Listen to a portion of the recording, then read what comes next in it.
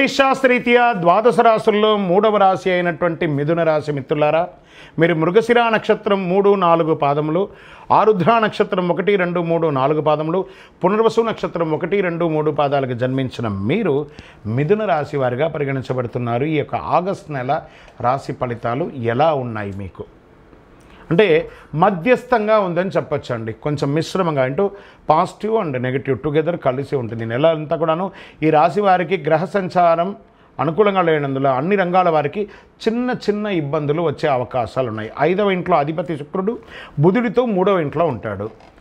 శని మాసం ప్రారంభంలో 9వ ఇంట్లో కూర్చొని 11వ ఇంటిని చూస్తున్నాడు. సూర్యుడు 2వ ఇంట్లో ఉంటున్నారు. రాశి అధిపతి అయినటువంటి బుధుడు శుక్రుడితో 3వ ఇంట్లో ఉంటున్నారు. కుజుడు 1వ ఇంట్లో. ఈ నెల మీ ఆరోగ్యం పట్ల శ్రద్ధ వహించమని చెప్తున్నాడు. శారీరక సమస్యలు ప్రారంభమే ఈ నెల. మనం వృత్తి వ్యాపారాలతో గురించి మాట్లాడతాం కదా, కానీ ఇక్కడ ఎందుకు ఆరోగ్యం గురించి చెప్తున్నామంటే జాగ్రత్త పడండి. ఏదైనా శస్త్రచికిత్స కూడా అయ్యే అవకాశాలు ఉన్నాయి. బాగా గుర్తుపెట్టుకొని మిథున రాశి మిత్రులారా, కాస్త ఆరోగ్యం, మీరు తినే ఆహారాన్ని జాగ్రత్తగా తినండి, ఆరోగ్యం బాగా ఉంటుంది. ఓకే, వ్యాపారంలో కాస్త కుటుంబంలోనూ మిశ్రమమైనటువంటి ఫలితాన్ని పొందుతున్నారు. వ్యాపారాన్ని తీసుకొచ్చి ఇంట్లో డిస్కస్ చేయకండి, ఇంటిలో ఉన్న సమస్యను తీసుకుపోయి వ్యాపారంలో ఇబ్బంది పెట్టకండి. ఇది కూడా మిశ్రమం అవుతుంది, దీనివల్ల ఇబ్బంది పడే అవకాశాలు ఉన్నాయి. దానివల్ల వ్యాపారంలో గందరగోళం కూడా అయ్యే అవకాశాలు ఉన్నాయి. విదేశీయ వ్యాపారం నుండి మాస ద్వితీయంలో లాభాలు పొందే అవకాశాలు గట్టిగా ఉన్నాయి. నూతన వ్యాపారాలు ప్రారంభించకపోవడమే మంచిది. అలా సైలెంట్గా ఉండండి, మంచి రోజులు వస్తున్నాయి. ఇతరుల వ్యవహారాల్లో జోక్యం చేసుకొని మనది కాని సమస్య ఉంటే గణపతి అని ఇలా 2 పెదాలు మూసుకొని సైలెంట్గా ఉండడానికి ప్రయత్నం చేయండి. మనకు అక్కర్లేని విషయాన్ని ఎవరు జోక్యం చేసుకోండి. ఇతరుల విషయంలో మనకు వింటూ ఉంటే కొంచెం చాలా వినసొంపుగా ఉంటుంది ఇతరుల సమస్య అంతా.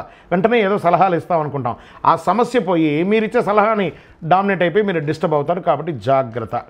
ఇల్లు మార్చే అవకాశాలు ఎక్కువ ఉన్నాయి.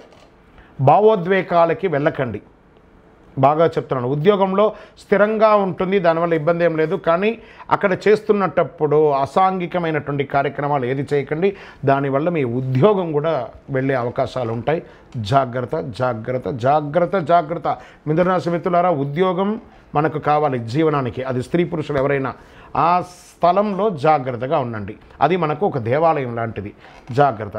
మీ ప్రస్తుత ఉద్యోగంలో ఏ ఉద్యోగం చేస్తున్నారో ఆ ఉద్యోగానికి న్యాయంగా ఉండడానికి ప్రయత్నం చేయండి.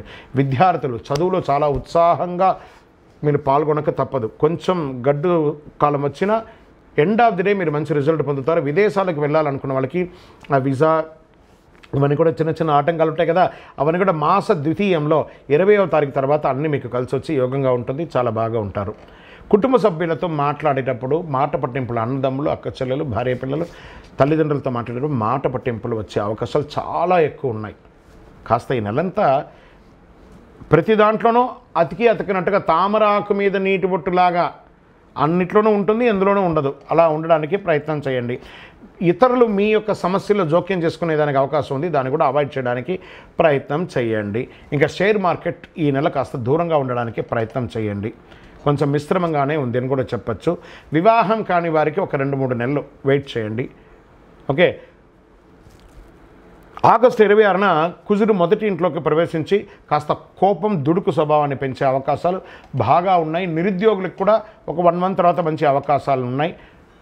మాస చివరిలో ఆప్తుల నుండి శుభ కార్యక్రమాలు, శుభవార్తలు అన్నీ కూడా వింటూ ఉంటారు. దూర ప్రయాణాలు చేసేటప్పుడు జాగ్రత్తగా, వాహనం నడిపేటప్పుడు జాగ్రత్త. రాజకీయ నాయకులకి ఇది ఒక గడ్డు కాలం అని చెప్పచ్చు, జాగ్రత్తగా ఉండాలి. తస్మాత్ జాగ్రత్త రాజకీయ నాయకులు. ఓకే, సరే. ఈ నెల అదృష్ట సంఖ్య ఏముంది? 3 మరియు 5 మీకు అదృష్ట సంఖ్య అని చెప్పవచ్చు. ఈ నెలంతా కూడా ఏం పరిహారం చేసుకుంటే బాగుంటుంది అంటే విష్ణు సహస్రనామం పారాయణ చేయండి. ఏదైనా విష్ణుకు సంబంధించిన కలియుగ వెంకటేశ్వరుడు కలవు వెంకటనాథాయ పోయి ఆయన దర్శనం చేసుకోండి. చంద్రాష్టమం.